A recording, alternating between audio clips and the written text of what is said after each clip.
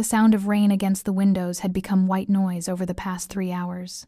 Elena Moretti sat curled in the corner of the master bathroom, her knees pulled to her chest, phone clutched in trembling hands. The marble floor was cold beneath her, but she barely felt it anymore. Numbness had a way of spreading when you'd been drowning for long enough. The bottle of pills sat on the counter above her head. She'd been staring at it for the past 20 minutes, watching the orange prescription container catch the soft glow of the vanity lights. Anxiety medication, prescribed 6 months ago, when the panic attacks had become too severe to hide. The doctor had given her 30 pills. 23 remained.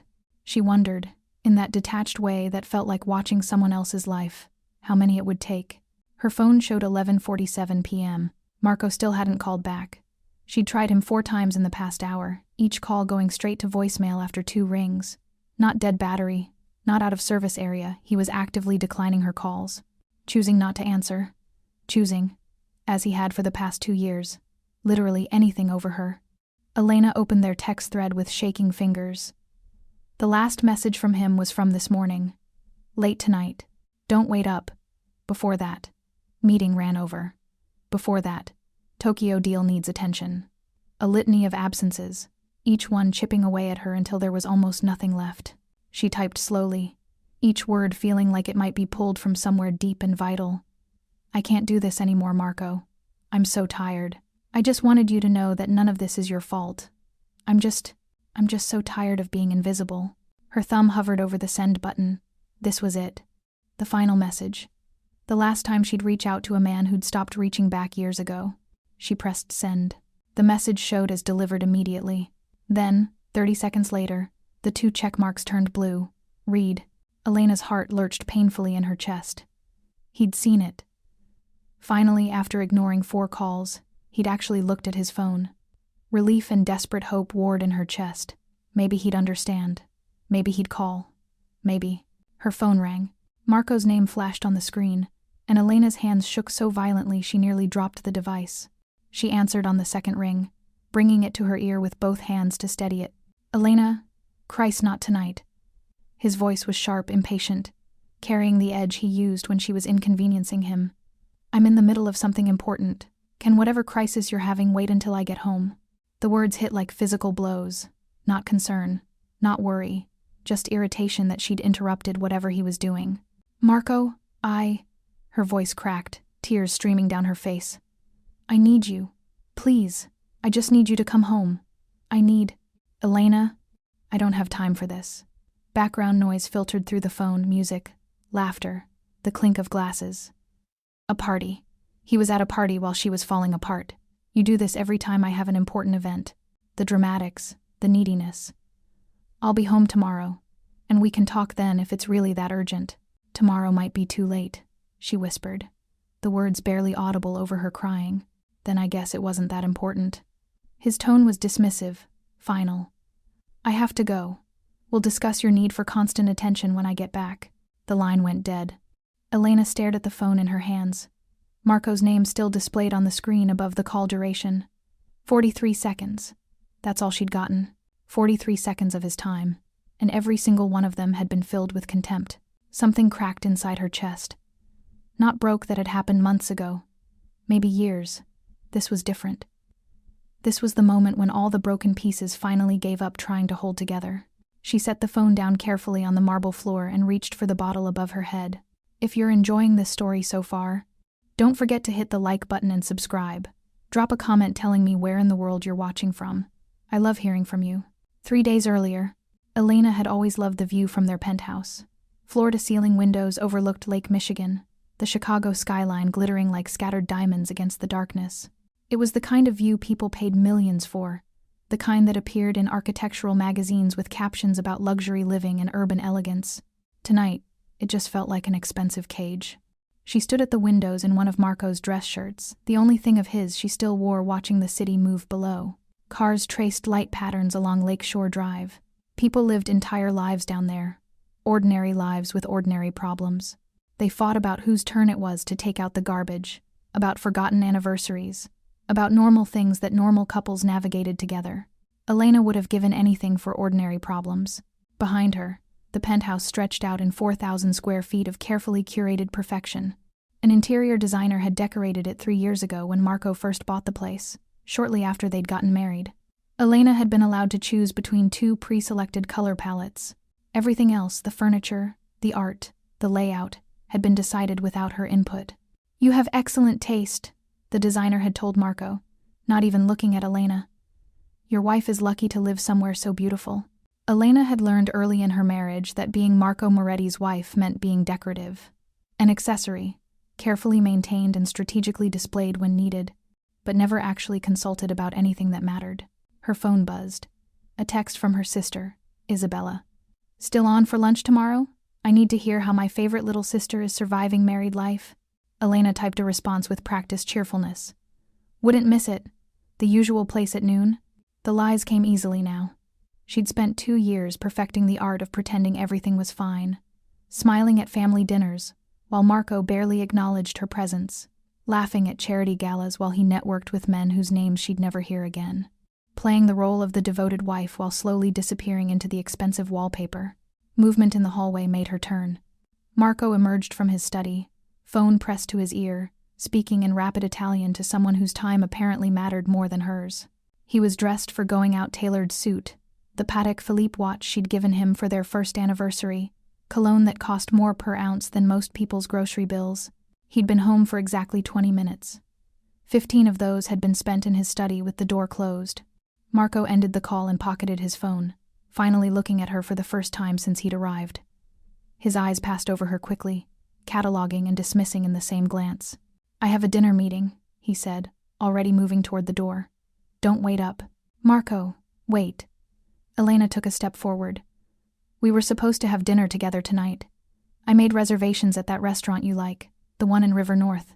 It's been 3 weeks since we've actually eaten a meal together." He paused, hand on the doorknob, and sighed with the kind of exasperation usually reserved for persistent telemarketers. "Elena, I don't have time for this conversation. This meeting is important." "More important than your wife?" The words escaped before she could stop them. Marco's expression hardened. "More important than a dinner reservation. Yes, the Giordano family is finalizing a shipping contract tonight. Do you understand what that means? How much money is involved? How crucial this is for our position in the city?" "Our position," Elena repeated, her voice hollow. "When did I become part of any position? You don't talk to me about business. You don't talk to me about anything. I'm just here, taking up space in your expensive apartment. This isn't the time. It's never the time." Her voice rose, months of suppressed frustration finally breaking through. "When is the time, Marco? When do I get to matter? When do I get to be more than just the woman who lives in your house and wears your ring?" Marco checked his watch, an actual gesture of dismissal, looking at the time while she was trying to talk to him about their marriage. "I don't have the energy for one of your emotional episodes right now. We'll discuss this later." "We won't, though. We never do. You'll come home at 2 a.m., sleep until I'm already awake, and leave again before we can have any actual conversation. That's how it's been for months, Marco. You're never here." "I'm building an empire, Elena." His voice was cold now, controlled in that way that made her feel small. "I'm securing our future. Most wives would be grateful for the lifestyle I provide instead of constantly complaining about feeling neglected." The words landed like slaps. Grateful. As if expensive furniture and designer clothes were adequate substitutes for human connection. "I never asked for any of this," she said quietly. "I just asked for you." Marco's phone buzzed. He glanced at it, and whatever he saw there was apparently more important than finishing this conversation. "I have to go. The car is waiting." He left without kissing her goodbye, without even a backward glance. The door clicked shut with a finality that seemed to echo through the cavernous penthouse. Elena stood alone in the living room, surrounded by luxury that felt like mockings. The city glittered outside the windows, beautiful and untouchable, just like everything else in her life. Her reflection stared back at her from the darkened window glass. 29 years old, beautiful by conventional standards, long dark hair, olive skin, the kind of face that had once turned heads. Marco had pursued her relentlessly when they first met, had made her feel like the center of his universe. That had lasted approximately 6 months into their marriage. Then the business had consumed him. Or maybe he'd simply stopped pretending she mattered. Either way, the result was the same. She'd become invisible in her own life. Elena walked to the kitchen and opened the wine fridge. A bottle of Barolo, one of Marco's expensive acquisitions, sat chilling at the perfect temperature. She pulled it out and poured herself a glass, not bothering with the proper aeration or the right glassware. The wine tasted like ash in her mouth. Her phone sat on the marble counter, screen dark and silent. She thought about calling someone Isabella, her mother, one of the few friends she'd managed to maintain despite Marco's demanding schedule. But what would she say? That her husband preferred business meetings to her company? That she felt like she was slowly erasing herself? Everyone already knew. They saw it at family gatherings, at the rare social events they attended together. They watched Marco treat her like a beautiful stranger, watched her smile and pretend it didn't hurt. The worst part was that she'd let it happen, had accepted each small dismissal, each canceled plan, each night alone in this glass tower. She'd told herself it was temporary, that the business would stabilize, that Marco would remember why he'd married her. But it had been 2 years, and things had only gotten worse. Elena carried her wine to the bathroom and set it on the counter. The pills were prescribed after her last panic attack, the one that had happened at a charity gala when Marco had left her alone for 45 minutes while he conducted business in a back room. She'd locked herself in a bathroom stall, hyperventilating, while Chicago's elite mingled outside. The doctor had been sympathetic. Stress can manifest in physical symptoms, he'd explained. These will help manage the acute anxiety. But Mrs. Moretti, you might also consider whether there are underlying issues that need addressing. She'd known what he meant. He'd seen the signs, the weight loss, the shadows under her eyes, the way she'd flinched when he asked if everything was all right at home. But leaving Marco wasn't that simple. He was connected, powerful, the kind of man whose family had roots deep in Chicago's complicated infrastructure. The Morettis weren't just wealthy, they were integral to how the city functioned, in ways that were never explicitly discussed but universally understood. And Elena was the daughter of a literature professor and a high school teacher. Middle class, educated, completely unprepared for the reality of being married to someone whose business dealings existed in shadows. She'd been naive when they met, had believed Marco when he said his import-export business was legitimate, had ignored the late-night phone calls and the men with hard eyes who sometimes visited the penthouse, had convinced herself that the cash-filled envelopes and the untraceable payments were just how international business worked. By the time she'd understood what she'd married into, it was too late. The wedding had been a spectacle. Her name was legally tied to his, and leaving would mean, what? Going back to her family with nothing? Explaining to her parents that their son-in-law's wealth came from sources that wouldn't survive IRS scrutiny? Elena drained her wine glass and set it down harder than intended. The crystal didn't break, but the sharp sound echoed in the bathroom's perfect acoustics. She was trapped in luxury, trapped in a marriage to a man who saw her as an obligation, trapped in a life she'd never actually chosen, but didn't know how to leave. The pills rattled softly in their bottle as she picked it up, reading the label for the 100th time. Take 1 tablet as needed for anxiety. Do not exceed recommended dosage. She wondered what counted as recommended when your entire life felt like one long anxiety attack. Her phone buzzed with a text from Marco. Meeting going well. Will be very late. Don't wait up. Elena stared at the message, at the casual dismissal of her existence, at the assumption that she'd simply accept another night alone. She opened the medicine cabinet and placed the pills inside, closing the mirrored door. Her reflection stared back, dark eyes hollow with exhaustion, cheekbones too prominent from weight loss. The ghost of who she used to be before Marco Moretti had hollowed her out and left just the shell. Tomorrow, she decided. Tomorrow she'd figure out how to leave, how to reclaim herself from this beautiful prison. Tonight, she'd just try to survive one more night of being invisible. The next morning, Elena woke to an empty bed, which was no longer surprising.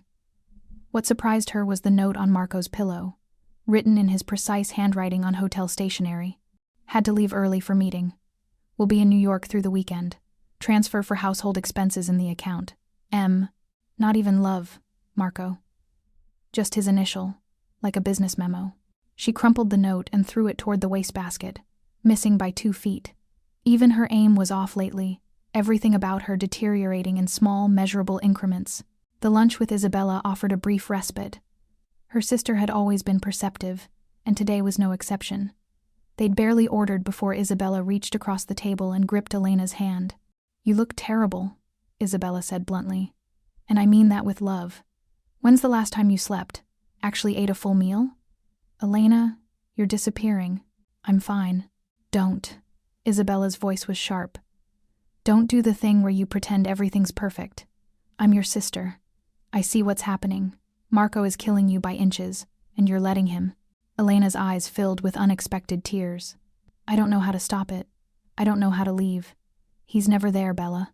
I'm married to a ghost who pays the bills and expects gratitude for the privilege of being ignored. Then leave him.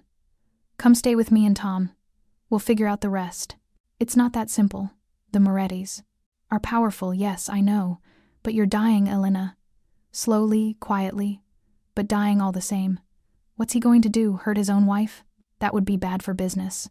Would it, though? Elena wasn't sure anymore. She'd heard enough late-night phone conversations, seen enough of the men who visited Marco's study, to understand that the Moretti family operated by different rules than ordinary people. Her phone buzzed. A notification from Instagram. She almost ignored it, but something made her open the app. The first story at the top was from an account she didn't recognize at V. Russo, official. But the image loaded, and Elena's entire world tilted sideways. Marco, her husband, standing in what was clearly a luxury hotel room in New York, his arm around a woman she didn't recognize, beautiful, younger than Elena, dressed in expensive lingerie that left nothing to imagination. The woman's head was tilted against Marco's shoulder, her smile intimate and satisfied. The caption read, "When business trips become pleasure trips. Number NYC. Number living my best life." Isabella had stopped talking mid-sentence. "Elena? What is it? You just went completely pale." Elena couldn't speak, couldn't breathe, could only stare at the image of her husband who'd told her he was in meetings, who'd left a note about business, who'd been dismissing her existence for 2 years, looking at another woman the way he used to look at her. The way he hadn't looked at her in so long she'd forgotten what it felt like to be seen. "Elena." Isabella's voice was urgent now. "Talk to me. What's wrong?" Elena turned the phone around, showing her sister the image. Watched Isabella's expression shift from concern to fury. "That bastard," Isabella hissed. "That absolute bastard. Who is she?" Elena tapped on the woman's profile with trembling fingers. "Valentina Russo, 24 years old. Model and brand consultant, according to her bio. Her feed was full of luxury designer clothes, expensive restaurants, exotic travel locations, and in the past 6 months, increasingly frequent appearances in New York, the same city Marco claimed to visit for business." Elena scrolled back through the posts with a sick, detached fascination. There 3 months ago, a photo of champagne glasses at a rooftop bar, the reflection in the window behind showing a man who could have been Marco. 2 months ago, a picture of theater tickets for a Broadway show Elena knew Marco had told her was too difficult to get seats for. Last month, a selfie in what looked suspiciously like the penthouse Marco kept in Manhattan for business purposes. How long? How long had this been going on while she'd been slowly dying in Chicago? While she'd been blaming herself for not being enough, not being interesting enough, not being whatever it took to make her own husband want to be in the same room as her? "I need to go," Elena said, standing abruptly. The restaurant spun slightly, or maybe that was just her world tilting off its axis. I can't." "Elena, wait." Isabella was up, grabbing her purse, throwing cash on the table. "You're not going anywhere alone. Not like this. Come to my place. We'll figure this out together." But Elena was already moving, pushing through the restaurant's door onto Michigan Avenue. The November air hit her like a slap, cold and sharp, cutting through the numbness just enough to make her feel the full weight of her humiliation. 2 years. 2 years of being dismissed and diminished and made to feel like she was the problem. 2 years of accommodating Marco's schedule and accepting his absence and telling herself it was the price of being married to an important man. And all along, he'd been with someone else, had chosen someone else, had given Valentina Russo the attention and time and affection he'd systematically denied his own wife. Elena made it 3 blocks before she had to stop, bracing herself against a building as her breath came in short, sharp gasps. Another panic attack, her body's way of processing trauma it couldn't otherwise metabolize. Isabella caught up with her, wrapping an arm around her shoulders. "Breathe, sweetie. Just breathe. In through your nose, out through your mouth. That's it." "I can't go back there," Elena gasped out. "I can't go back to that apartment and just wait for him to come home and lie to my face again. I can't." "Then you won't. We'll get your things, and you'll come to my place. Tonight. Right now." But as they stood on that Chicago street, Elena's phone buzzed again. Another Instagram notification, Valentina had posted a new story. This time, the image showed Marco's hand, his wedding ring clearly visible, resting on Valentina's bare thigh. The caption, "Some risks are worth taking." That's when something inside Elena didn't just crack, it shattered completely. Beyond repair, beyond salvaging, beyond any hope of putting back together. She wasn't angry. Anger would have required energy she didn't have. Instead, she felt a strange, cold clarity settling over her like frost. Marco had made his choice. He'd chosen his business over her, his freedom over their marriage, Valentina Russo over the woman who'd loved him enough to ignore every red flag and warning sign. And Elena. Elena was done fighting for someone who'd never fought for her at all. That evening, the penthouse felt different when Elena returned to it alone. Isabella had wanted to come up, had insisted on staying, but Elena had promised she'd pack a bag and leave within the hour, that she just needed a few minutes to gather herself and her things. She'd lied. The moment the elevator doors closed behind her sister, Elena had walked straight to the bathroom and retrieved the pill bottle from the medicine cabinet. Then she'd sat down on the cold marble floor and started writing. Not a text this time. A letter.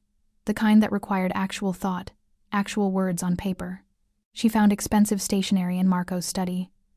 Cream-colored, his initials embossed at the top in gold. The irony wasn't lost on her. Using his personalized paper to write her goodbye.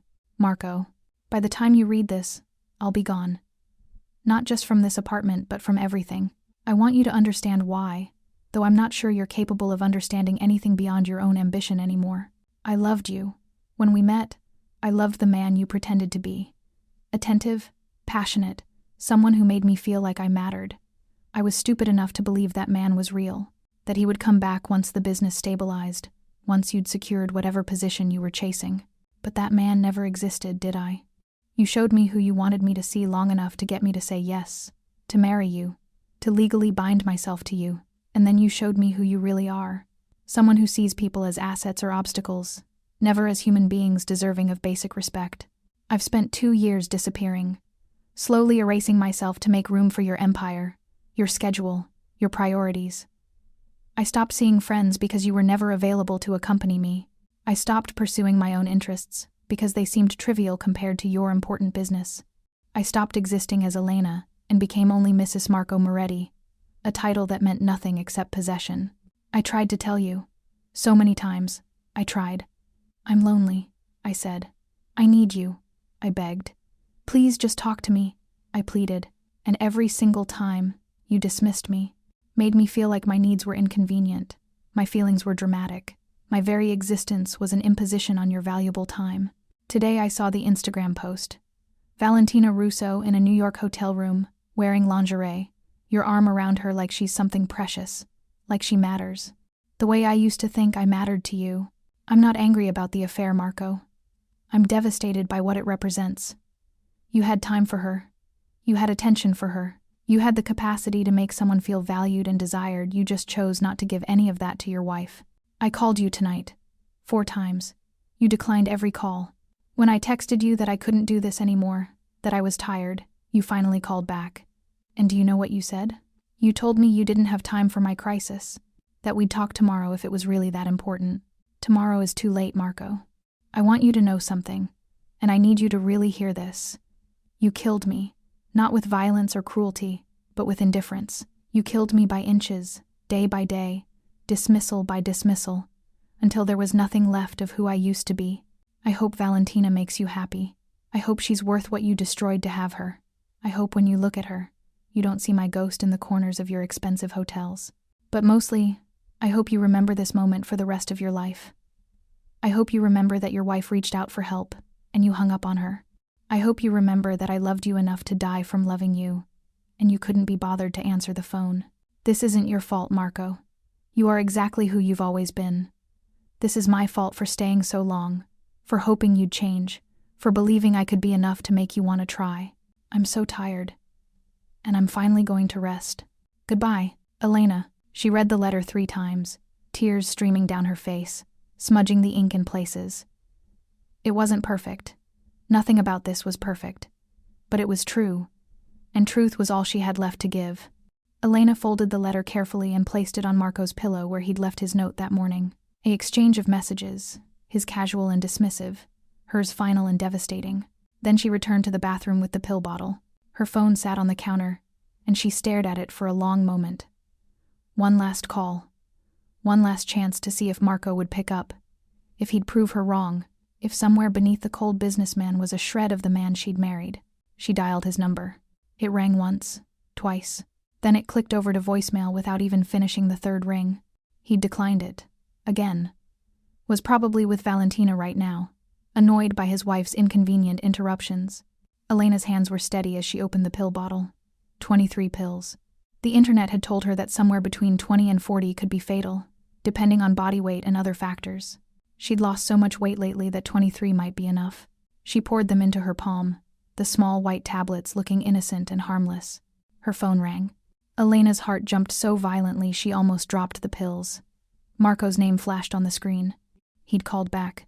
She answered with shaking hands. Marco. Elena. Christ, not tonight. His voice was sharp, impatient, exactly as it had been in her imagination. I'm in the middle of something important. Can whatever crisis you're having wait until I get home? The pills felt heavy in her other hand. Marco, I need you. Please. I just need you to come home. I need... Elena, I don't have time for this. Background noise filtered through music, laughter, the clink of glasses.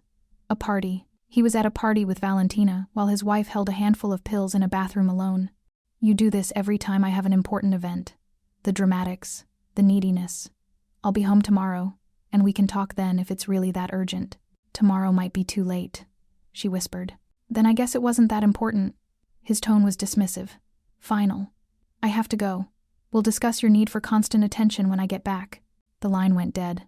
Elena stared at the phone, at the ended call displayed on the screen. 43 seconds. That's all she'd gotten. 43 seconds of his time, most of it filled with contempt and irritation. She looked down at the pills in her palm. Then she heard it. A sound that didn't belong. Footsteps in the penthouse, heavy, deliberate, moving through the living room toward the bedroom. Elena's blood turned to ice. She hadn't heard the elevator, hadn't heard anyone come in. Marco had the only other key, and he was in New York. The footsteps stopped outside the bathroom door. A knock, firm but not aggressive. Mrs. Moretti? A man's voice, deep and unfamiliar. My name is Dante Caruso. I apologize for the intrusion, but I need you to open the door. Now, if you're hooked on this story, make sure to subscribe and turn on notifications so you never miss an upload. Your support means everything and helps me bring you more emotional stories like this one. Elena's mind raced through possibilities. An enemy of Marco's? Someone sent to hurt her? But his tone wasn't threatening, it was urgent, almost concerned. How did you get in here? She managed, her voice barely steady. Your sister called me. She's worried about you. She gave me the code to the service elevator. A pause. Mrs. Moretti, Isabella told me what happened today. The Instagram post. Your husband's affair. She's concerned you might do something. Permanent. The pills in Elena's hand suddenly felt like evidence. I don't know who you are. Why would my sister call you? Because I'm the one person in Chicago with the power to protect you from your husband. And because 20 years ago, I made a promise to your father that I'd watch out for his daughters if they ever needed help. Elena's father, the literature professor who died 3 years ago, 6 months before she met Marco. What connection could he possibly have had to someone who apparently had access to the Moretti penthouse? I don't understand. You don't have to understand right now. You just have to trust that I'm here to help, not hurt you. But Elena, his voice softened slightly, I need you to put down whatever you're holding and open this door. Your sister is downstairs in my car, terrified you're going to do something that can't be undone. Don't make her live with that. Isabella. God. Isabella had seen her state, had probably guessed exactly what Elena was planning. Slowly, Elena poured the pills back into the bottle with trembling hands. She set it on the counter and walked to the bathroom door, unlocking it but not opening it. It's unlocked, she said quietly. The door opened to reveal a man in his early 50s, tall and powerfully built, wearing an expensive suit that somehow made him look more dangerous rather than civilized. His hair was silver at the temples, his dark eyes assessing her with an intensity that suggested he missed nothing. Elena Moretti, Dante Caruso said, his gaze moving from her face to the pill bottle on the counter and back. When's the last time you ate something? The question was so unexpected that Elena almost laughed. Lunch. Half a salad. Before that? She couldn't remember. Yesterday sometime? The day before? Dante's expression tightened. Come with me. We're leaving this place tonight. I can't just leave, Marco. Marco is in New York with his mistress, declining calls from his suicidal wife so he can enjoy expensive wine and meaningless conversation. Dante's voice was hard. Trust me, Mrs. Moretti. Your husband's opinion ceased to matter the moment he failed to come home when you needed him. You don't understand. The Morettis are powerful. The Morettis are children compared to my family. Dante stepped fully into the bathroom, his presence commanding but not threatening. Do you know why your father and I were friends, Elena? Because once, a very long time ago, he did me a favor that saved my daughter's life. He tutored her in literature when she was failing out of school and suicidal from depression. He saw her, really saw her, when everyone else just saw a problem to be managed. Elena's breath caught. She remembered her father mentioning a student years ago, someone he'd worried about, someone he'd spent extra time helping. Maria, she whispered. Her name was Maria. Dante's expression softened for the first time. You remember. She's 32 now, married, teaching literature herself at Northwestern, living a life she wouldn't have had if your father hadn't cared enough to see past her struggles to who she could become. He moved closer, his voice gentle but firm. Your father made me promise that if his daughters ever needed protection, I would provide it. No questions asked. Isabella called me 2 hours ago, terrified. She told me about the Instagram post, about your state, about how you'd insisted on coming back here alone. So you just broke into my home? I used the access code your sister provided. And yes, I violated your privacy. But Elena, I've seen this before. I know what desperation looks like. I know what it looks like when someone has decided the pain of living has become greater than the fear of dying. His eyes moved to the pill bottle again. How many were you going to take? Elena's voice was barely a whisper. All of them. Dante was quiet for a moment. Then he pulled out his phone and made a call. Mario, bring the car to the front entrance. We're leaving now. He ended the call and looked at Elena. Pack a bag. Whatever you need for a few days. You're coming with me. Where? Somewhere your husband can't find you. Somewhere you'll be safe while we figure out what happens next. I can't just disappear. Marco will. Will what? Dante's voice hardened again. Notice you're gone? Come looking for his wife? The same wife whose distress calls he's been ignoring while he fucks a 24-year-old in Manhattan? The crudeness of the words made Elena flinch, but they also carried the sting of truth. He'll be angry, she said weakly. Let him be angry. Let him discover what it feels like to come home to an empty house and a letter that explains exactly what his indifference has cost him. Dante gestured toward the bedroom. Pack. Now. We don't have time for you to second-guess this. Something in his tone command mixed with genuine concern cut through Elena's paralysis. She moved mechanically to the closet, pulling a suitcase from the top shelf. Her hands shook as she grabbed clothes without really looking at them. Jeans, sweaters, basics. The designer dresses Marco had bought her stayed on their hangers. The letter, she said suddenly. I left a letter for Marco. On his pillow. Good, Dante said from the doorway. Let him read it. Let him understand what he's lost. It's dark. It talks about what I was planning to do. Even better. Dante's expression was cold. Marco Moretti needs to face consequences for once in his life. Needs to understand that people aren't just assets to be managed or obstacles to be eliminated. Your letter will haunt him. That's what he deserves. Elena zipped the suitcase closed, then looked around the bedroom one last time. The bed where she'd slept alone for months. The windows with their $1,000,000 view. The life she'd thought she wanted. I can't go back to my sister's, she said. That's the first place Marco will look. You're not going to your sister's. Dante took the suitcase from her. You're going to one of my properties. A brownstone in Lincoln Park, registered under a shell corporation, completely secure. Marco won't find you unless I want him to. As they moved through the penthouse toward the elevator, Elena grabbed one more thing, the letter from the study. Marco's note from that morning, casual and dismissive. She folded it and put it in her purse. Evidence, maybe. Or just a reminder of the moment she'd realized her marriage had been dead for longer than she'd been willing to admit. The elevator descended in silence. Dante stood beside her, solid and certain, while Elena felt like she was made of glass, transparent and fragile, and one sharp impact away from shattering completely. Why are you doing this? She asked as they reached the lobby. You don't owe me anything. I owe your father everything, Dante said simply. And beyond that, I've spent 30 years in this world watching men like Marco Moretti treat people like possessions. Sometimes I can't do anything about it. But today, I can. Today I can make sure one woman doesn't become another casualty of her husband's ambition. A black Mercedes waited at the curb, and Elena saw Isabella in the back seat.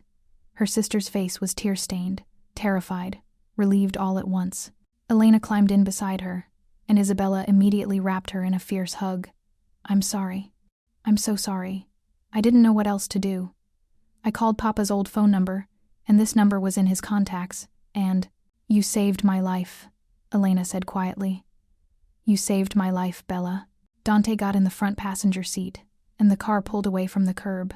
Elena watched the building disappear in the rearview mirror, the glass tower that had been her prison, now just another expensive structure in a city full of them. What happens now? She asked. Dante turned to look at her. Now we make sure you're safe. We get you medical attention if you need it. We make sure you eat, sleep, and start processing what you've been through. He paused. And then, if you want, we figure out how to make sure Marco Moretti understands that there are consequences for treating people the way he's treated you. I don't want revenge, Elena said, though even as she spoke the words, she wondered if they were true. Maybe not, Dante agreed. But you deserve justice. You deserve to walk away from this marriage with your dignity intact and your future secured, and I can help with that if you'll let me. The car wound through Chicago's streets, heading north toward Lincoln Park. Elena watched the city pass by, feeling disconnected from everything. The pills were still in the bathroom at the penthouse. The letter was still on Marco's pillow. Her husband was still in New York with his mistress, completely unaware that his wife had just walked out of his life. Tomorrow, he would come home to an empty penthouse and a letter that would either destroy him or prove he'd never really cared in the first place. Elena didn't know which outcome would hurt more. But for tonight, she was alive. She'd stepped back from the edge. And she was in a car with people who'd actually answered when she needed help, unlike the husband who'd hung up on her goodbye. That had to count for something. Even if right now, it just felt like surviving rather than living. 3 days later, Marco Moretti stood in his penthouse bathroom, Elena's letter clutched in his hand, reading it for the 4th time. The pills were still on the counter where she'd left them. 23 tablets that his wife had been planning to swallow while he'd been at a party in New York. While he'd been with Valentina, while he'd declined her calls and dismissed her pain as dramatics. His hands shook as he read the words again. Tomorrow might be too late, Marco. She'd told him. She'd literally told him it might be too late, and he'd said, then I guess it wasn't that important. The memory of his own words made him sick, made him want to put his fist through the mirror, through the wall, through anything that might make this crushing guilt feel less suffocating. He'd come home to an empty penthouse, had found her letter on his pillow, had read it once, then run through the apartment calling her name, checking every room like she might be hiding rather than gone. Then he'd seen the pills, had understood exactly how close he'd come to losing her forever. And the worst part, the absolute worst part, was that it would have been his fault. Marco pulled out his phone and dialed Elena's number for the 100th time in 3 days. It went straight to voicemail. The generic automated message that meant she'd either turned off her phone or changed her number. He'd called her sister. Isabella had answered once, just to tell him in a voice shaking with fury that if he ever contacted her again, she'd make sure everyone in Chicago knew exactly what kind of man Marco Moretti really was. He'd called her mother. She'd hung up on him without a word. He'd even tried to use his connections to find her, but Elena had vanished. Completely. Like she'd never existed at all. Marco sank down onto the bathroom floor where Elena must have sat 3 nights ago, contemplating suicide while he'd been drinking champagne and playing at being important. His phone buzzed. Not Elena, he'd set a special ringtone for her number, desperate for any contact. This was his business manager. The Giordano contract fell through. They found another partner. We need to meet as soon as possible to discuss damage control. The contract he'd been so focused on. The deal that had been more important than his wife's cry for help.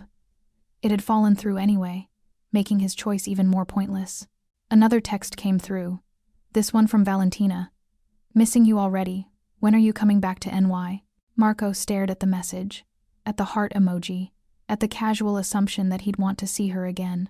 He thought about Valentina in the hotel room, beautiful and available and utterly meaningless. A distraction he'd pursued because it was easier than facing the slow death of his marriage. Because being wanted by someone new felt better than being needed by someone he'd taken for granted. He deleted the text without responding. Then he blocked Valentina's number. It didn't change anything. Didn't undo the affair or the humiliation Elena had felt seeing that Instagram post.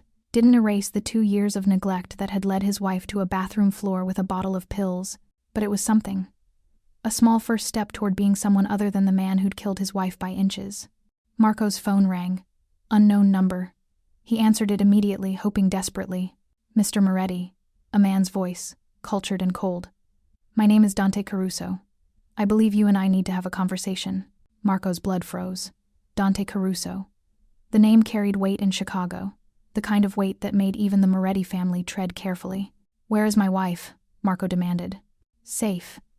Which is more than she was when she was living under your roof, contemplating suicide because her husband couldn't be bothered to answer the phone. The accusation landed like a physical blow. I didn't know. You didn't want to know. There's a difference. Dante's voice was like ice. Your wife spent 2 years trying to tell you she was drowning. You ignored every signal, every cry for help, every moment of vulnerability. Because you were busy building an empire and fucking a woman young enough to be mistaken for your daughter. Let me talk to her. Please. I need to tell her. Tell her what? That you're sorry? That you'll change? Those words mean nothing, Moretti. You've had 2 years to change. 2 years of chances. The only reason you care now is because she's gone, and you've finally experienced consequence. Marco's throat tightened. What do you want? I want you to understand something very clearly. Elena is under my protection now. You will not contact her. You will not attempt to find her. You will not use your family's resources to locate her. If you do, you will discover exactly how little power the Moretti name carries compared to mine. She's my wife. She was your wife. Past tense. She's filing for divorce, and you're going to give her everything she asks for. The penthouse, liquid assets, monthly support, whatever she wants. You provide. Without argument, without negotiation. Do you understand? I love her, Marco said, the words feeling inadequate even as he spoke them. I know I destroyed everything, but I love her. Please, let me try to fix this. Dante was silent for a long moment. When he spoke again, his voice carried something that might have been pity. You can't fix this, Moretti. Some things, once broken, stay broken. Your wife stood on the edge of suicide, and you told her it wasn't that important. That's not something you come back from. I'll spend the rest of my life making it up to her. She doesn't want your life. She wants her own life. A life where she exists as more than just Mrs. Marco Moretti. A life where she's valued and seen and treated like a human being instead of an inconvenient obligation. The line went dead. Marco sat in the bathroom, Elena's letter in one hand, his phone in the other, and finally let himself break. Finally let the full weight of what he'd done crash over him. He'd had everything. A wife who loved him, who'd been patient and understanding and willing to accommodate his ambitions. A woman who'd married him, believing he would cherish her the way she deserved. And he'd thrown it all away. For what? Business deals that fell through anyway? A mistress who'd already moved on to the next wealthy man? The empty pride of being important in rooms full of people who didn't actually care about him? His mother had warned him, had told him he was becoming like his father, cold, distant, prioritizing empire over family. He'd dismissed her concerns the same way he'd dismissed Elena's. Now his empire felt meaningless, his success hollow, his expensive penthouse like a tomb where his marriage had died while he was too busy to notice. Marco pulled up his contacts and found his attorney's number. If Elena wanted a divorce, he wouldn't fight it. Wouldn't make this any harder on her than he already had. He'd give her whatever she asked for and more. It wouldn't be penance. Wouldn't absolve him of guilt. Wouldn't change the fact that he'd driven his wife to contemplate suicide. But maybe it would allow her to move forward, to build a life without the weight of him dragging her down. And Marco would have to live with what he'd done, would have to carry the knowledge that he'd held something precious and irreplaceable, and he'd crushed it through nothing more than indifference. That was his punishment. Not prison or financial ruin or professional disgrace, just the slow, agonizing understanding of exactly what he'd lost, and the knowledge that he had no one to blame but himself. 1 week later, Elena sat in the sunroom of Dante's Lincoln Park brownstone, wrapped in a cashmere blanket despite the afternoon warmth. The room overlooked a private garden where late autumn flowers still clung to life, their colors muted but persistent. She'd spent most of the past week in this room, staring at those flowers, trying to understand how she was still alive. The therapist Dante had arranged came every day. Dr. Sarah Chen was in her 40s, gentle but direct, and she didn't let Elena hide behind polite deflections. Suicidal ideation doesn't just disappear because you didn't go through with it, Dr. Chen had said during their first session. The fact that you're alive doesn't mean you're okay. We need to work through why you got to that point in the first place.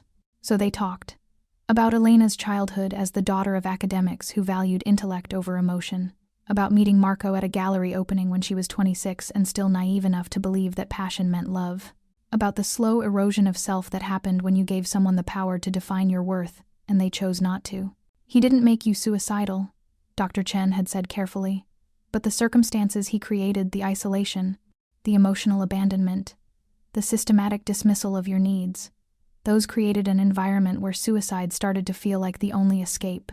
Elena had cried then, ugly sobs that shook her entire body, because someone had finally named what she'd been experiencing, had validated that she wasn't being dramatic or needy or any of the things Marco had accused her of being. She'd been drowning, and no one had thrown her a lifeline until it was almost too late. Now, a week later, she was starting to feel less like she might shatter at any moment. The panic attacks still came, but less frequently. The crushing weight on her chest had lightened to something more like heavy sadness. She was eating regularly under the watchful eye of Maria Dante's daughter, the literature professor her father had saved years ago. "You look more alive today," Maria said, entering the sunroom with a tray of tea and sandwiches. "Less like a ghost inhabiting a body." Elena managed a small smile. "Is that your professional literary analysis?" "That's my personal observation as someone who's been where you are." Maria set the tray down and poured tea with practiced grace. "When I was 19, I stood on the edge of a bridge for 3 hours, convinced the world would be better without me in it. Your father found me there." Elena looked up sharply. "Papa never told me. He wouldn't have. He respected my privacy. But he talked me down from that bridge, and then he spent the next 2 years making sure I knew that my existence mattered, that my pain was valid but temporary, that I had value beyond what my depression was telling me." Maria handed Elena a cup of tea. "So when my father said your sister called about you, when he told me what Marco had done, I understood exactly why we needed to get to you before you made a decision you couldn't undo. I wanted to die," Elena whispered. "For those few minutes in that bathroom, I genuinely wanted everything to just stop hurting. I know.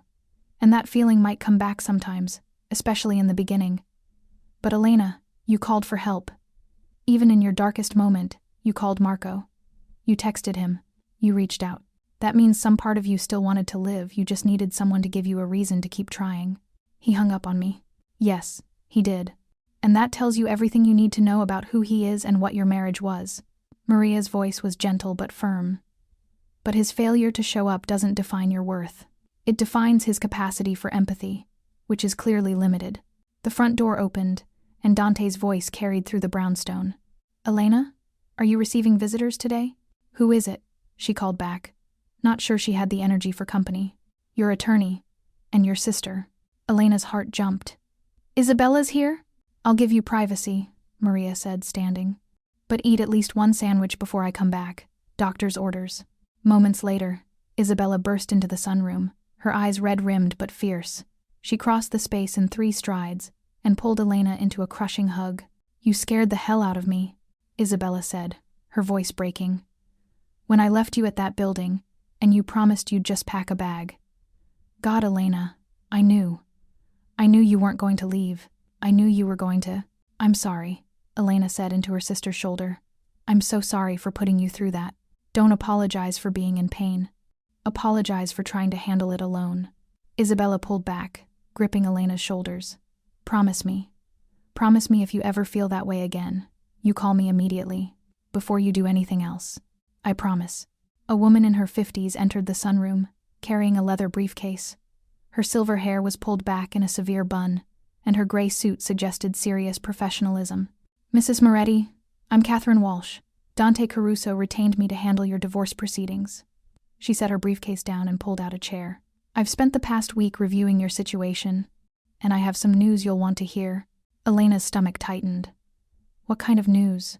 Catherine pulled out a folder and opened it with efficient precision. "First, Marco has agreed not to contest the divorce. He's signed preliminary documents agreeing to all terms you set forth, with only one request that you agree to meet with him once before the divorce is finalized." "Absolutely not," Isabella said immediately. "He doesn't get to manipulate her." "It's your choice," Catherine interrupted. You're under no legal obligation to see him, but I wanted you to know he's requesting it. Begging for it, actually, according to the communications I've received from his attorney." Elena's hands shook slightly as she set down her teacup. "What else? The penthouse is yours if you want it. All liquid assets in joint accounts will be split 70-30, with you receiving 70% as compensation for emotional distress. He's also agreed to monthly spousal support of $50,000 for the next 10 years, or until you remarry."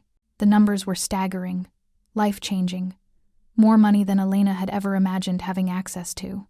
"Why is he being so generous?" she asked suspiciously. Catherine's expression was carefully neutral. According to his attorney, Marco is attempting to atone for his behavior.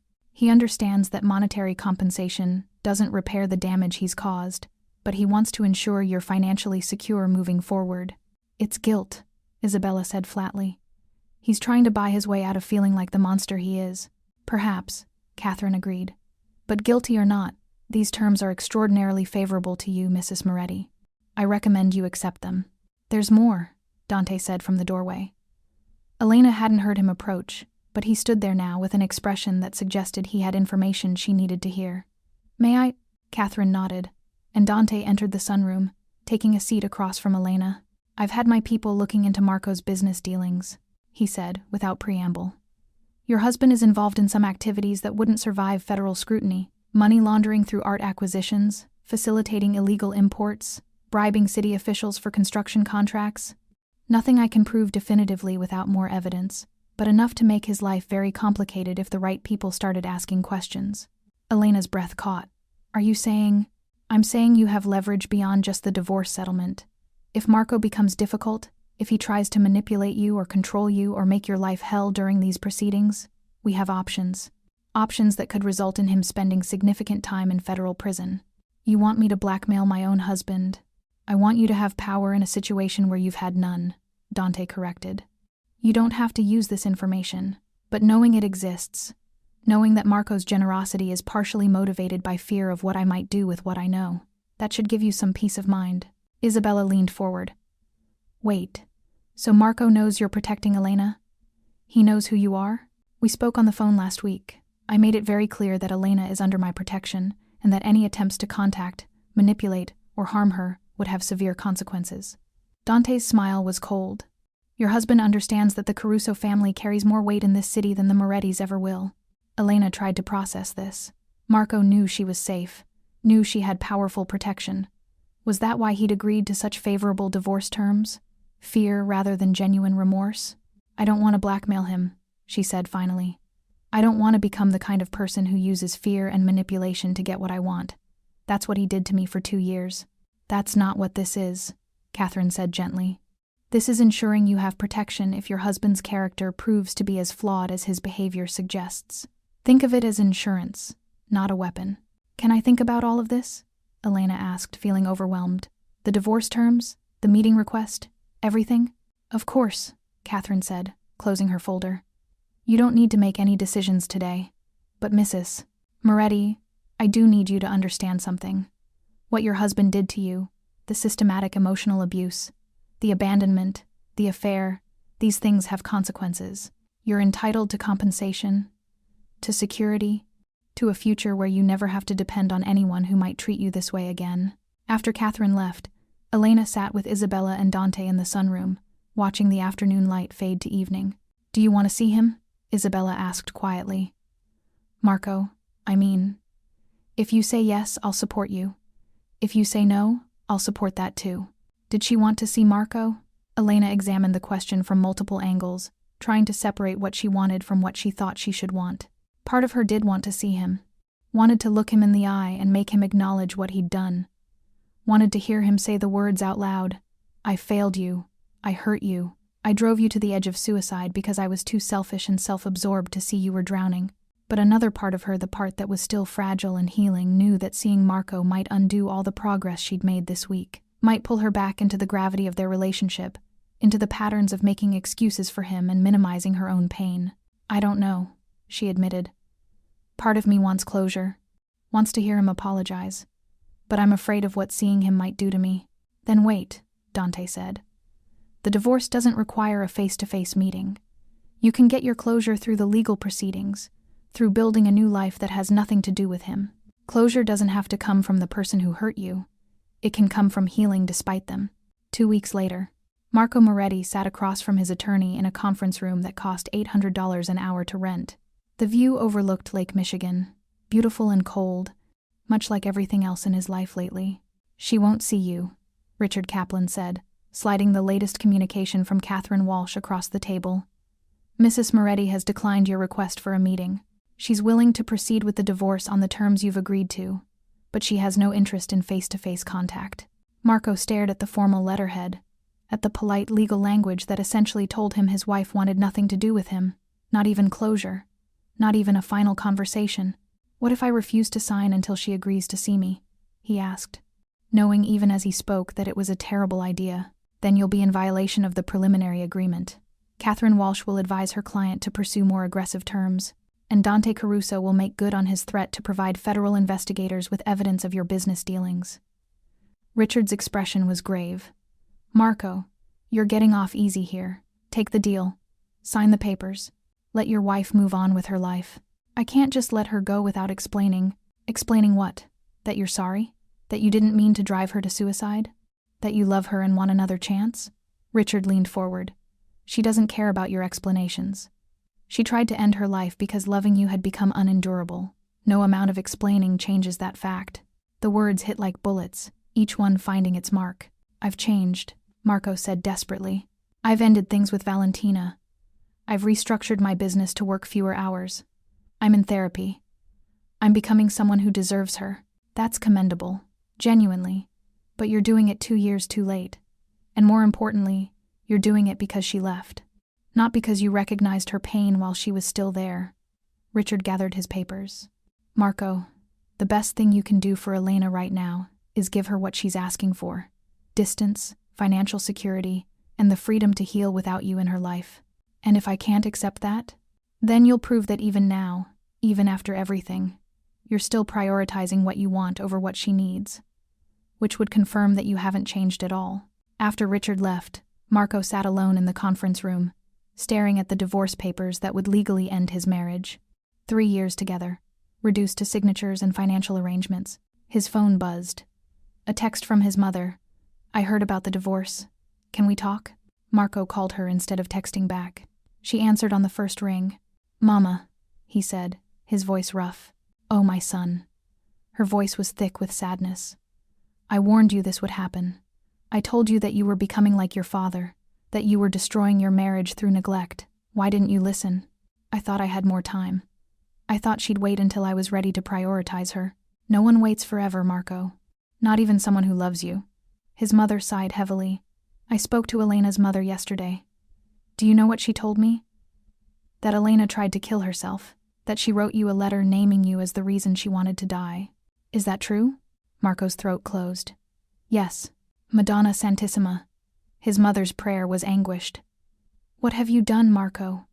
What have you done to that poor girl?" "I don't know how to fix it, Mama. I don't know how to make this right." "You can't fix it. Some things, once broken, cannot be repaired.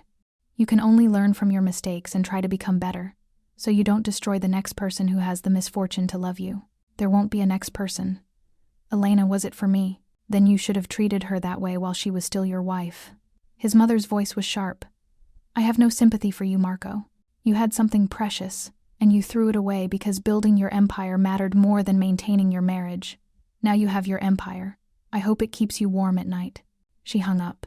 Marco sat in the silent conference room, surrounded by expensive furniture and million-dollar views, and felt the full weight of his isolation. His wife was gone. His mother was disappointed. His business, the thing he'd sacrificed everything for, felt meaningless. He'd won. He'd built the empire, secured the territory, earned the respect of men whose opinions he'd valued more than his wife's happiness, and he'd never felt more like a failure in his entire life. 3 weeks later, Elena stood in front of the floor-to-ceiling windows of what used to be her prison and was now just an empty penthouse. She'd come back to collect her remaining belongings, things she'd left behind in her desperate escape 3 weeks ago. The furniture was still here, expensive and impersonal. Marco hadn't changed anything, as though keeping the space exactly as it was might somehow bring her back.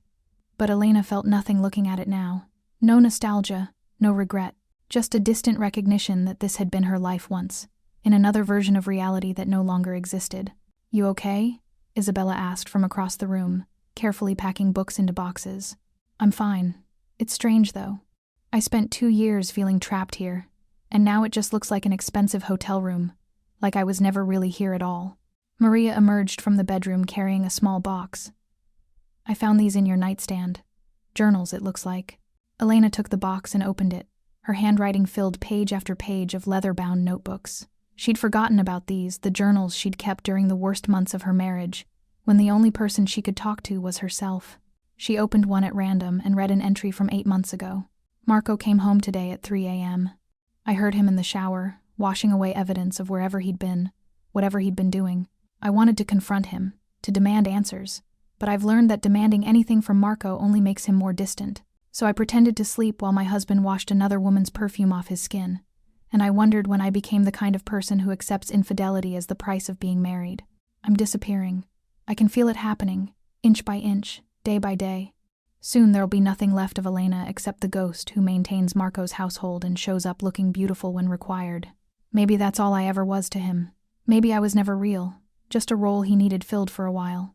Elena closed the journal, her hands shaking. God, she'd been so lost, so completely submerged in Marco's world, that she'd forgotten she was allowed to have her own existence. "Burn them," she said suddenly, handing the box to Isabella. "I don't want to carry these with me. I don't want to remember being that person." "Are you sure? Sometimes it helps to remember how far you've come." "I'm sure. Those journals are full of a woman who'd convinced herself she deserved to be treated like an afterthought. I'm not her anymore." Isabella nodded and took the box. "I'll take care of it." They worked in silence for another hour, packing Elena's clothes, her books, the few personal items that actually belonged to her, rather than being part of Marco's carefully curated aesthetic. It all fit into 6 boxes, evidence of how little space she'd actually occupied in this marriage. "That's everything," Maria said, taping the last box closed. "Want to do a final walkthrough?" Elena moved through the penthouse one last time. The kitchen where she'd spent countless hours cooking meals Marco was too busy to eat. The living room where she'd sat alone on their anniversary, calling a husband who wouldn't answer. The bathroom where she'd held pills in her hand and contemplated ending it all. She stopped in Marco's study, the room she'd rarely entered during their marriage. His desk was covered with paperwork, and she noticed a framed photo she'd never seen before their wedding day, both of them smiling at the camera. When had he put this here? Beside the photo was a letter, and even from across the room, Elena recognized her own handwriting. Her suicide letter. He'd kept it. Framed it? No, just left it there on his desk where he'd apparently been reading it repeatedly, based on the worn edges and tear stains on the paper. Elena walked closer and saw something else. Marco's handwriting on a legal pad, what looked like a letter he'd been composing. "Elena, I've written this letter 50 times, and every version feels inadequate. How do you apologize for driving someone to contemplate suicide? How do you express remorse for failing someone so completely that death seemed preferable to remaining in your life? I'm not asking for forgiveness. I don't deserve it. I'm not asking for another chance. I don't deserve that either. I just need you to know that I understand now. I understand what I did to you. How my neglect wasn't just thoughtless but actively harmful. How my dismissal of your needs didn't just hurt you, it nearly killed you. I read your letter every day. Force myself to sit with the reality of what I almost lost. What I did lose through my own selfishness. You told me I killed you by inches, and you were right. I took someone vibrant and loving and slowly crushed her spirit until there was nothing left but pain. I'm changing. Not because I think it will bring you back, but because I can't live with being the man who did this to you. I've ended the affair. I've restructured my business. I'm in therapy 3 times a week, trying to understand how I became someone capable of such callous cruelty. But none of that matters to you. And I understand why. You're not responsible for my growth or my healing. You're not required to witness my transformation or validate my attempts at redemption. You're free now, and that's all that matters. I hope you build a beautiful life without me in it. I hope you find someone who cherishes you the way I should have. I hope you heal from the wounds I inflicted and become whole again. And I hope that someday, when you think of me, it's without pain. Just a distant memory of someone who loved you terribly and learned too late how to love you properly. I'm sorry doesn't begin to cover it. but I'm sorry anyway. Forever regretful. Marco. Elena read the letter twice, her emotions complicated and contradictory. Part of her felt a grim satisfaction that Marco understood what he'd done. Part of her felt nothing, the words were too late, too insufficient to change anything. And a small part, the part that had loved him once, felt a distant sadness for the man who'd finally learned the lesson but lost everything in the process. She left the letter where she'd found it and walked out of the study without looking back. "Ready to go?" Isabella asked as Elena emerged. More than ready. They loaded the boxes into Dante's car. He'd insisted on providing security even for this simple task, not trusting that Marco wouldn't show up despite agreeing to stay away. As they pulled away from the building, Elena looked up at the penthouse windows one final time. Marco was up there somewhere, living in the tomb of their marriage, surrounded by expensive things that meant nothing. She felt sorry for him, but not sorry enough to save him from himself. That wasn't her job anymore. 6 months later, Elena sat in the garden behind Dante's brownstone, her sketchbook open on her lap. She'd started drawing again 3 months ago, a hobby she'd abandoned when she married Marco because he'd made some dismissive comment about it being a childish pastime. Now her days were filled with therapy sessions, art classes, long walks through Chicago's neighborhoods, and slowly remembering who Elena had been before she'd become Mrs. Moretti. The divorce had been finalized last month. She'd never seen Marco in person. Everything had been handled through attorneys. The settlement was exactly as Catherine had outlined. The penthouse, which Elena had immediately sold, 70% of liquid assets, and generous monthly support. She was financially secure for life, had more money than she knew what to do with, could pursue any interest, any passion, any dream, without worrying about how to pay for it. The freedom was terrifying and exhilarating in equal measure. "You're getting good at that," Maria said, looking over Elena's shoulder at the sketch, a detailed rendering of the garden's autumn flowers. "I forgot how much I loved drawing. How much I loved a lot of things, actually."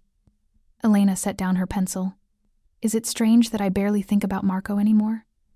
That whole period of my life feels like it happened to someone else." "That's not strange. That's healing." Maria sat down beside her. "You're reclaiming yourself, becoming who you would have been if you'd never lost yourself in someone else's shadow." Elena's phone buzzed a text from Dr. Chen.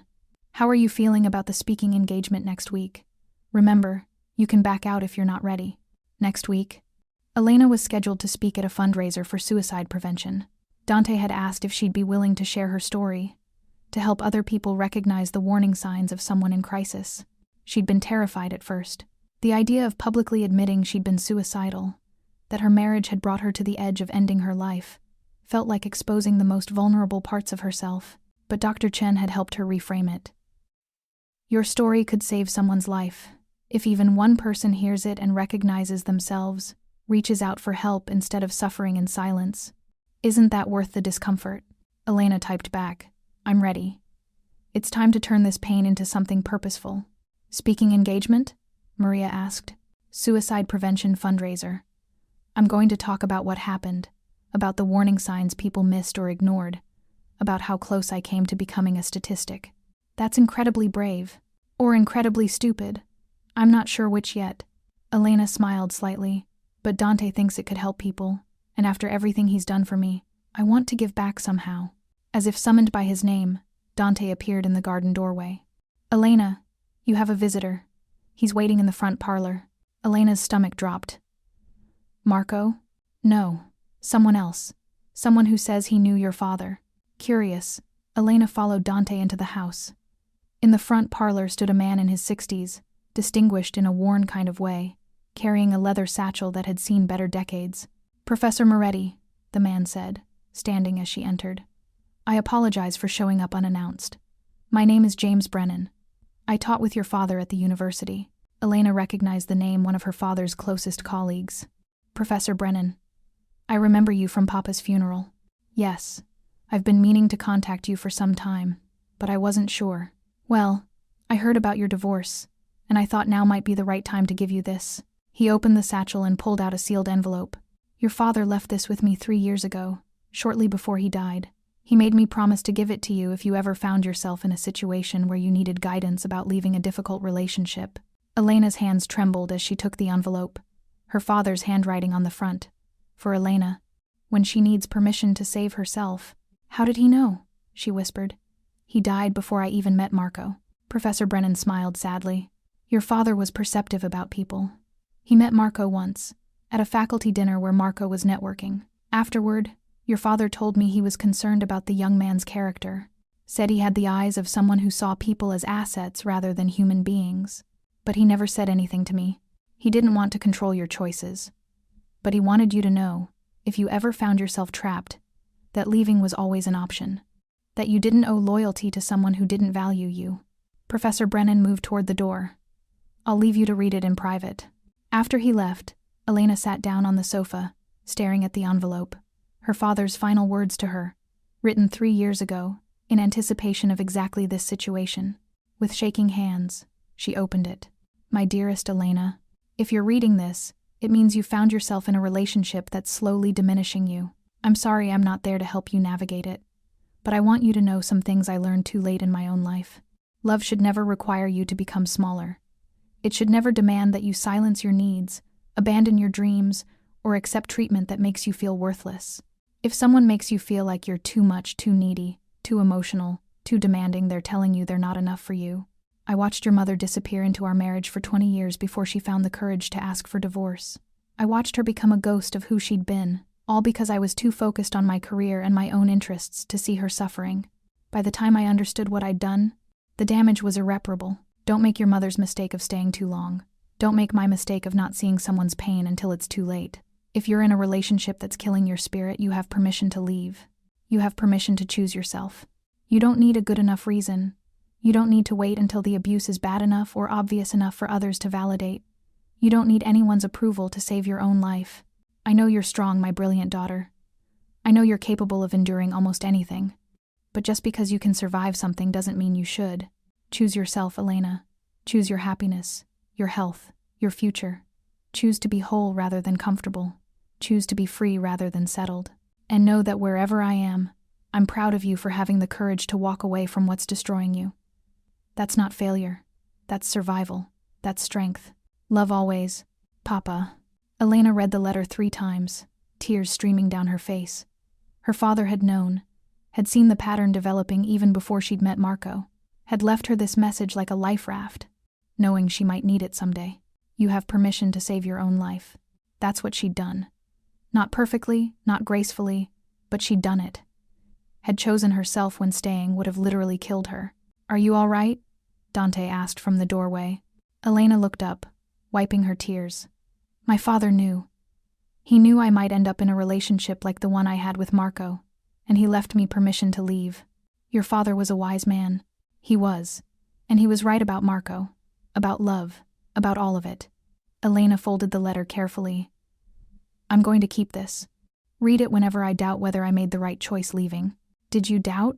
Dante asked gently. Sometimes. In the middle of the night, when it's quiet and I'm alone, I wonder if I gave up too easily. If I should have tried harder to make Marco understand, to save our marriage. She smiled through her tears. But then I remember standing in that bathroom with pills in my hand, and I know that leaving wasn't giving up. It was the only way to survive. Dante moved into the room and sat down beside her. I need to tell you something, and I want you to hear it clearly. What you did took more courage than staying ever would have. It's easy to endure. It's easy to accept less than you deserve, because leaving feels impossible. But walking away from someone you loved, choosing yourself over a relationship that was destroying you, that's the hardest thing anyone can do. It doesn't always feel brave. Sometimes it feels selfish. Choosing yourself isn't selfish. It's necessary. And Elena, I've watched you these past 6 months.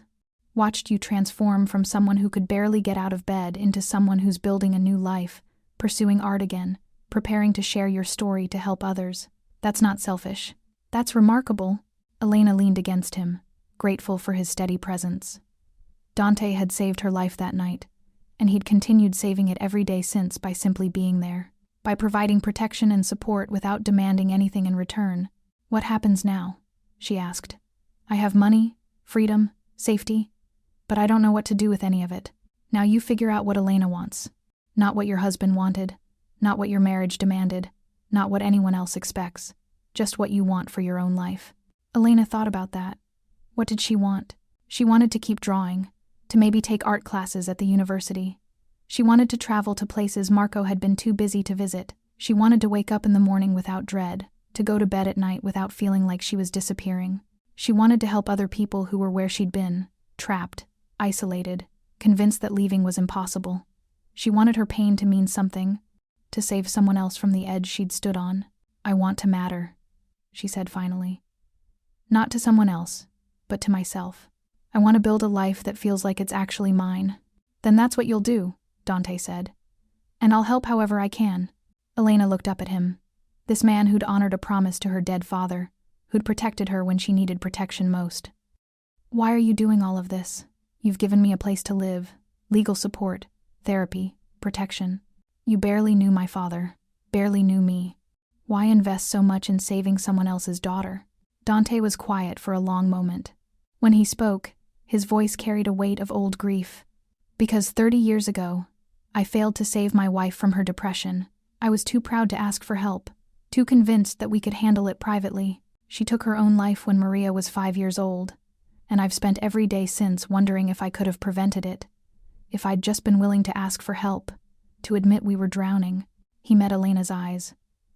"Your father saved Maria, gave her a reason to keep living when she was ready to give up. I couldn't save my wife, but I can honor her memory by making sure other people don't die from the same combination of pain and isolation that took her from me." Elena understood then. This wasn't charity. This was Dante's own healing, his way of transforming old grief into present purpose. "Thank you," she said softly, "for seeing me, for helping me, for making sure I didn't become another person who died because no one answered when they called for help." "Marco should have answered," Dante said, his voice hardening. "Your husband should have recognized his wife's distress and responded. His failure is not your fault, Elena. Never let anyone convince you that you were too needy or too dramatic. You were drowning, and you had every right to expect the person who promised to love you to throw you a lifeline. He's living with it now. The guilt. I saw his letter at the penthouse. Good. He should live with it, should carry that weight every day." Dante's expression was cold. "Some lessons can only be learned through loss. Marco lost you, and maybe that will teach him to value the next person better. Or maybe he'll stay broken, unable to forgive himself. Either way, that's not your concern anymore." He was right. Marco's healing, or lack thereof, wasn't Elena's responsibility. She'd spent 2 years taking responsibility for his emotions, his schedule, his comfort. That chapter was closed. Now it was time to write a new one. The speaking engagement. Elena stood backstage at the hotel ballroom, her heart racing. Through the curtain, she could hear the crowd settling into their seats. 500 people here for the suicide prevention fundraiser. Dr. Chen stood beside her, a calm presence. "You don't have to do this if you're not ready." "I'm ready," Elena said, though her hands trembled. "I need to do this." The MC's voice boomed through the speakers. "Ladies and gentlemen, our next speaker is someone who has experienced firsthand the darkness of suicidal ideation and found the courage to step back from the edge. Please welcome Elena Moretti." Elena walked onto the stage, the lights bright and disorienting. She found the microphone and took a deep breath. "6 months ago," she began, her voice steady despite her nerves. "I sat on a bathroom floor with a bottle of pills in my hand, convinced that dying was easier than continuing to live. I'd called my husband 4 times that night, desperate for help, and he'd declined every call. When he finally called back, I told him I needed him to come home. He said he didn't have time for my crisis. The room was silent, 500 people holding their breath. I want you to understand something. I didn't want to die because I was weak or dramatic or seeking attention.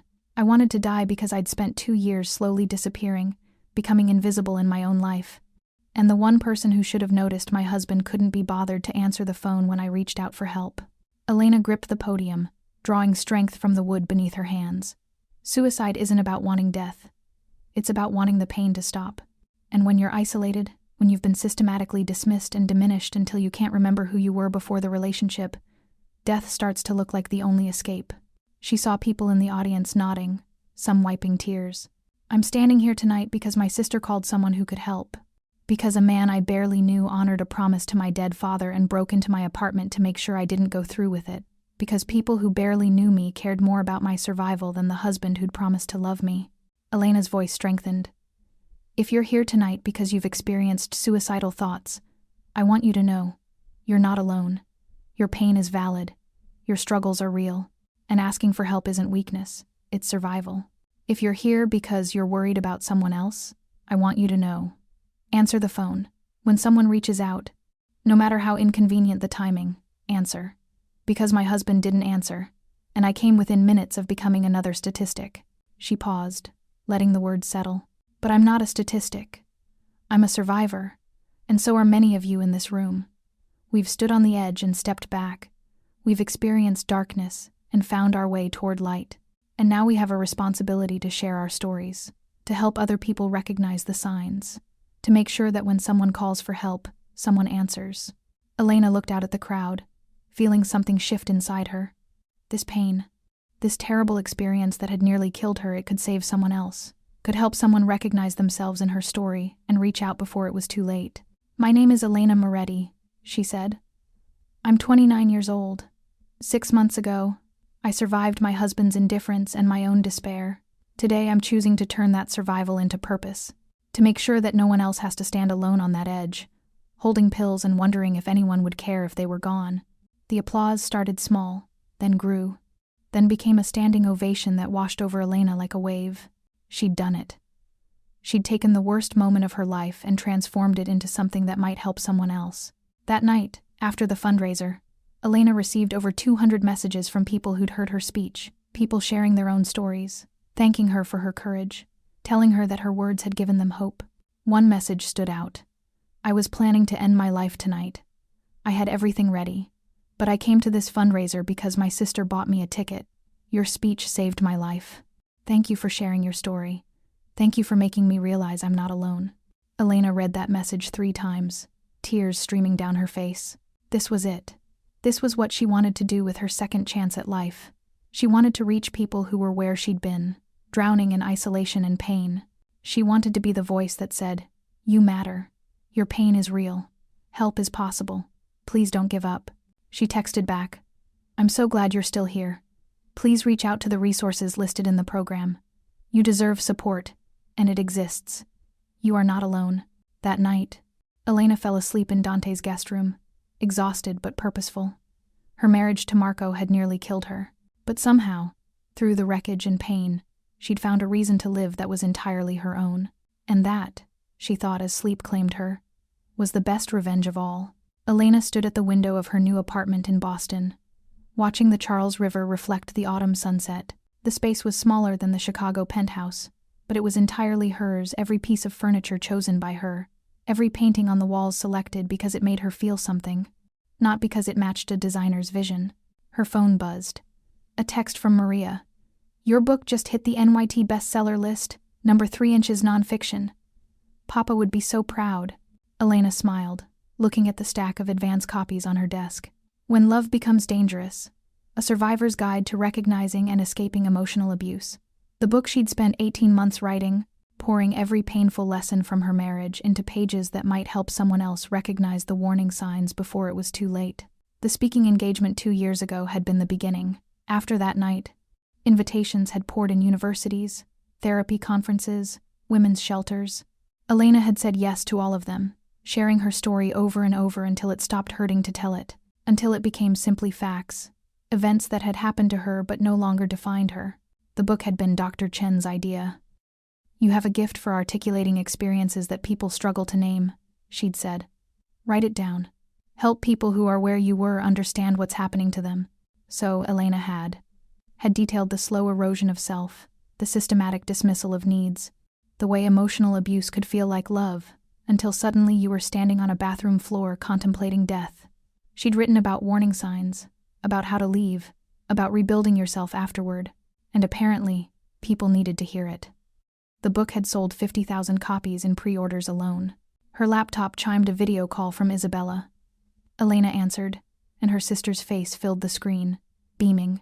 "You did it! You actually did it! My baby sister is a best-selling author," Isabella practically shouted. "It's just number 3. Just? Elena, do you understand what this means?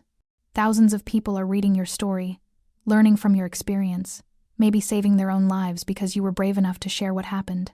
Elena felt warmth spread through her chest. 2 years ago, she'd been convinced her life had no value, that her pain served no purpose. Now she was helping people she'd never meet, reaching them through words on a page. Have you heard from him? Isabella asked carefully. Marco, I mean. His attorney sent flowers when the book was announced, and a note saying Marco wanted me to know he was proud of me. Elena shrugged. I didn't respond. Marco had tried reaching out several times over the past 2 years, always through intermediaries, always respectful of her boundaries, but persistent in wanting her to know he was thinking of her. Elena had ignored every attempt. Some bridges, once burned, needed to stay ashes. Good, Isabella said firmly. He doesn't get to be proud of you. He doesn't get to claim any part of what you've built. After the call ended, Elena returned to the window. She thought about Marco sometimes, wondered what his life looked like now, wondered if he'd learned anything, if he'd changed, if he was capable of treating someone better than he'd treated her. But mostly, she didn't think about him at all. He'd become a character in a story she'd told so many times he no longer felt real, just a cautionary tale about what happens when you lose yourself in someone else. Her doorbell rang. Elena checked her phone. She wasn't expecting anyone. Through the peephole, she saw Dante standing in the hallway, holding a bottle of champagne. Dante. She opened the door. What are you doing in Boston? Celebrating my favorite author's success? Of course. He kissed her cheek and handed her the champagne. Congratulations, Elena. Your father would be incredibly proud. They sat on her small balcony, sharing champagne and watching the river darken as night fell. I have news, Dante said after a while. Marco got remarried last month. Some woman he met in therapy, apparently. Someone who's helping him work through his patterns. Elena felt nothing. Just a distant curiosity, like hearing about a stranger's life. I hope he's better to her than he was to me. He will be. Or he won't, and she'll leave. Either way, it's not your concern anymore. Dante raised his glass. To you, Elena. To surviving, to thriving, to turning pain into purpose. They clinked glasses. I'm moving back to Chicago next month, Elena said. Northwestern offered me a position teaching creative writing, and I want to be closer to the foundation. The Suicide Prevention Foundation. She'd started with the book Advance Money, providing free therapy and crisis intervention to people who couldn't afford it. Does this mean I get my guest room back? Dante asked, smiling. It means I'm ready to go home. Not to who I was before Marco, but to who I've become since leaving him. Elena looked at the city lights reflecting on the water. I spent so long running from Chicago, from the memories, but I realized that city isn't where my marriage died. It's where I learned I was strong enough to save myself. Dante was quiet for a moment. Then, you know what the difference is between you and most people who go through what you went through? What? Most people survive and try to forget. You survived and chose to remember, to use that memory to help others. That's not just survival, Elena. That's transformation. Later that night, alone in her apartment, Elena opened her laptop and looked at the message folder she'd created 2 years ago. Hundreds of emails from readers, from survivors, from people who'd recognized themselves in her story. She read one from earlier that day. I left my husband last week after reading your book. For the first time in 5 years, I feel like I can breathe. Thank you for showing me that leaving isn't giving up, it's saving myself. Elena typed a response. You just gave yourself the greatest gift, freedom. The road ahead won't be easy, but it will be yours. I'm proud of you for choosing yourself. She closed the laptop and walked to her bedroom, passing the mirror in the hallway. The woman looking back was different from the one who'd stood in Marco's penthouse 2 years ago. Stronger, certainly, but more than that, present. Visible. Real. Elena Moretti had almost died because loving the wrong person had made existing unbearable. Now she was living fully, purposefully, helping others find the courage she'd nearly lacked. Marco had hung up on her goodbye, had dismissed her final cry for help as another inconvenient crisis, and in doing so, he'd set her free. The irony wasn't lost on her. His worst failure had become her greatest opportunity. His inability to see her worth had forced her to find it herself. She didn't hate him anymore, didn't love him, didn't feel much of anything except a distant gratitude that his rejection had pushed her toward a life she'd never have found otherwise. As Elena turned off the lights and climbed into bed, she thought about the woman who'd sat on a cold bathroom floor with pills in her hand, believing death was the only escape from her pain. She wished she could reach back through time and tell that woman, hold on, just hold on a little longer. The pain isn't permanent, the darkness lifts, and on the other side of this terrible moment is a life more beautiful than you can imagine, a life that's entirely yours. But she couldn't reach back. She could only reach forward to the next person standing where she'd stood, holding what she'd held, contemplating what she'd contemplated. And she would keep reaching, keep sharing, keep transforming her near death into someone else's reason to live. That was her purpose now. That was her revenge, and her redemption and her triumph, all rolled into one. Marco Moretti had hung up on his wife's goodbye, but Elena had survived to say hello to a future he would never be part of, and that made all the difference. Thank you so much for watching until the end. If you loved this story, check out the other videos on your screen now. I think you'll really enjoy them. And don't forget to subscribe if you haven't already. See you in the next story.